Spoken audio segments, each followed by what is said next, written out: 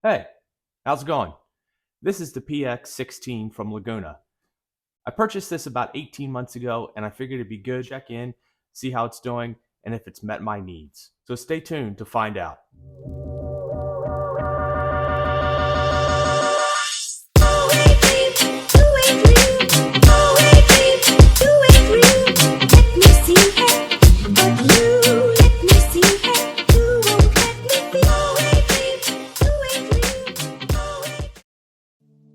So I'd like to do two things with this video. I'd like to run down the features of this machine, as well as give a check-in since I've owned it for about a year and a half, how it's performed for me, and if it met my expectations. The second half of the video, I'd like to show the rotation of the cutter heads. There's 108 cutter heads in this machine. I've yet to rotate them after owning it for about a year and a half, so I believe that it's come about time to rotate them, so I'm gonna time it, see how long it takes to rotate all the cutter heads. So to start out, you'll notice that this machine looks a little bit different than the traditional planers. I believe that this is the first generation that Laguna has changed the look of this. Usually they have the look of Jet and Powermatic, but this one sort of encapsulates the inner workings with more of a boxier type. That doesn't change the performance, but something to note, it just looks a little bit different than the rest of the machines.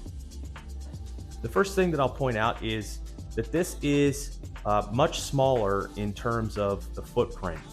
Makes up for a little bit with the rollers, but in terms of just the footprint itself, the bed, it is much smaller, so it's better for a shop that isn't quite as large with the in-feed and out-feed tables that come more Powermatic Jet. Now with that being said, there are these rollers that you can unlock and slide in and out, which is helpful. I think my one concern was that this span wouldn't be enough to support the material adequately that I was running through here.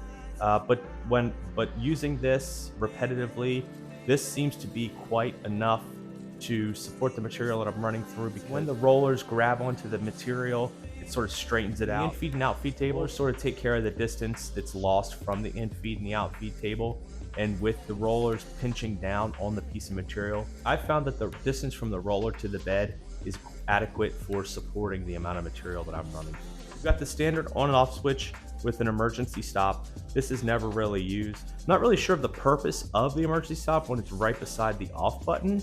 I guess it's sort of a larger button if you become disoriented, need to hit it quick, but I always just hit the off button. One of the things that I absolutely love about this machine, and it's integrated right into the equipment, is the Wixie depth gauge. So you can buy these aftermarket for any other brands, but this one is integrated, so all you do is turn it on.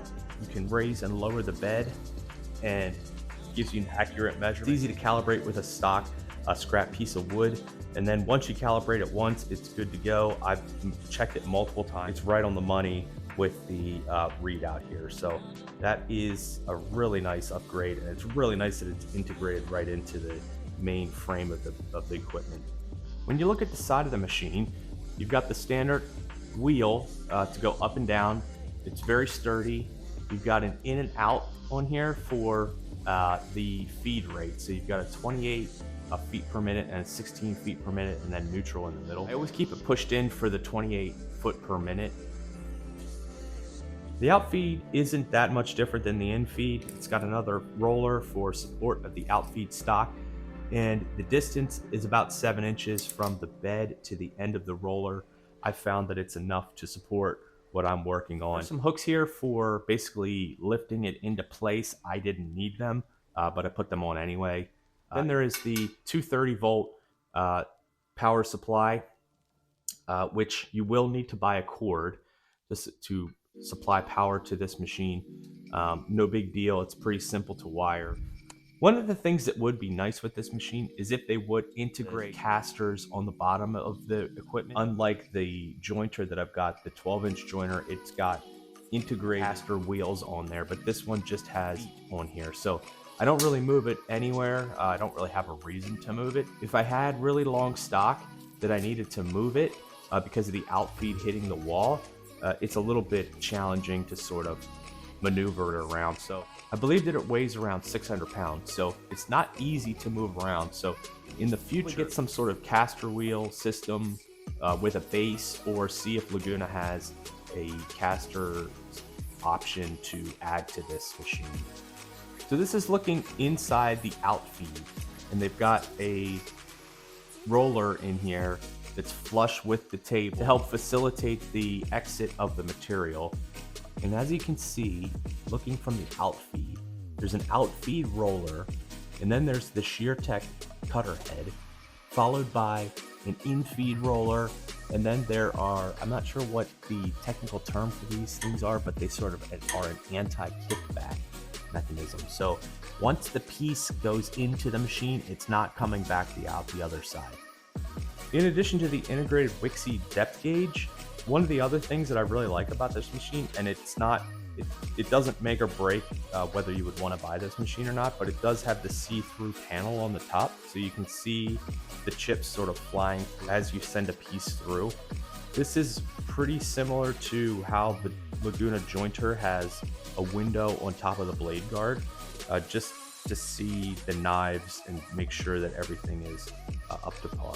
One of the things that I don't love about this piece are the integrated rollers that are on the top. And the reason that I don't like them is traditionally you've got more space between the top of the machine and the rollers, so that you can sort of make a makeshift shelf on top. And these sort of rollers that are so close to the top of the machine sort of eliminate the option to create more of a shelf, and so you have to use the rollers. And a lot of times when I'm feeding a bunch of board foot of material through here, I want to throw what's just outfed back on top of here, and it would be nice just to have a flat surface instead of the rollers, only because every time that I throw the outfed piece onto these rollers, it wants to slide. I mean, the rollers are doing their job. I just don't love that job because I would rather have a flat, solid piece that I could throw onto. So a lot of times what I find myself doing is I'll throw it onto the furthest portion of the machine where the rollers do not exist, which I'm sure that they did not intend for that. It just sort of eliminates the sliding of the piece once I throw it on top. One of the other things that I'm not wild about when it comes to this machine is the unhooking of the dust port. So the dust port itself is great. I've never had any clogs or jams, so this is sort of trivial. But you've got these two clamps, which is great, on either side. But you've also got Allen key screws here, which I understand why you would need it on the top. But I wish that there was the Allen screws were not on the bottom of this dust chute, because you have to take the bottom Allen keys out to lift this piece up. So as you can see, every time that I take a screw out, it's inevitable that it's gonna fall out. I'm not gonna grab it in time, and usually it's not gonna fall just on the bed. It's gonna fall underneath the machine or somewhere that I'm not gonna be able to find it. So I wish there was some way that they could attach the bottom of the dust chute rather than have the screws. A nice quick unclamp of this would be nice, just to unclamp this, open it up, and see the cutter head or access the cutter head. It's not a big deal. I've only opened this probably 3 times since I've gotten it. Really the only reason was one of the times I forgot to turn on my dust collection, so there was a bunch of packed sawdust right here. And once I opened it up, it was easily clear. One was I did have to rotate one of the 4-sided carbide cutter heads, just because I ran a piece of material that I didn't realize had a nail in it. So it's not a big deal. It's not like you're going to be unclamping this every day. It would be nice if just the unclamping open up the hood of the machine. So now I'll give you a look on the inside of this machine. There is a little bit of sawdust apparently left there. The hood completely folds almost a 180 so that it does sit pretty much flat. So the cutter heads are easily accessed. So as standard with most equipment, the outlet for the dust collection does have the 4 breaking points here so that it doesn't get clogged with any big chips or anything like that. So here's the cutter head. It's pretty impressive. I mean, this is the 16-inch version, so there are 18 cutter heads across here. There are 6 rows of cutter heads, equaling 108 total. Now, the Laguna Shear Tech is prominently located on the cutter head on the side of the machine. I don't actually know what is proprietary about the Shear Tech. It looks like the standard vertical cutter head to me, but know what the difference is. It doesn't really make too much of a difference to me because this thing really hogs away the material and does a great job anyway. Laguna does include a few spare cutter heads and 2 wrenches, as well as a few bolts, just in case you lose any. There's 10 extra carbide blades. I have how much it would cost to replace all the blades, but I'm not too worried about that since I've been into this about 18 months and I'm just getting ready to change it. So about 1.5 years times 4, and I've got about 6 years or so that I do not have to worry about changing these blades. And if I do get a nick in one of these blades, I just rotate it once, and I believe there is one in here that I've rotated already, but once I get to the 4th rotation, then I can start to put these in. And then when I need all of them, I will contact Laguna for replacements. So I'm gonna go ahead, rotate all these blades 90 degrees. I'm gonna set it to see how long it takes me, and I will check back in when I get them done.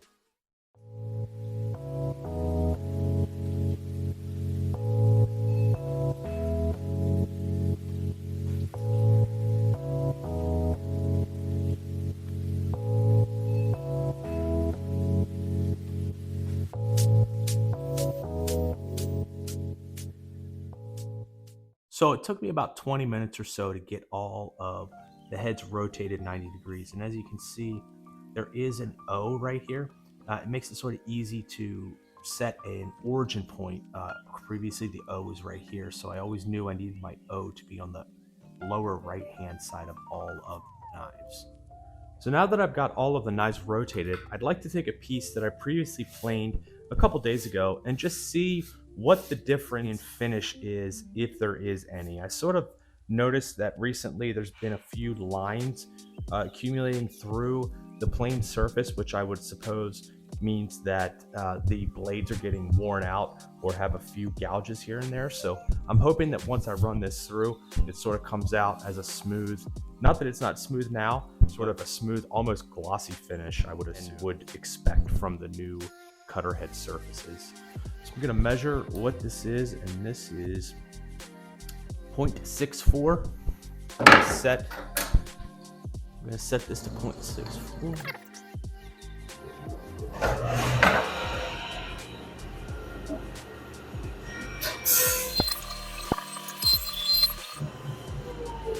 And sort of as I suspected, the new finished surface with the blades rotated is slightly smoother than the other side that I planed previously to rotating the blades. It's not a big deal just because I'm going to be sanding regardless. It is nice to know that it sort of was rotate these blades to get the best surface coming right out of the planer that I can.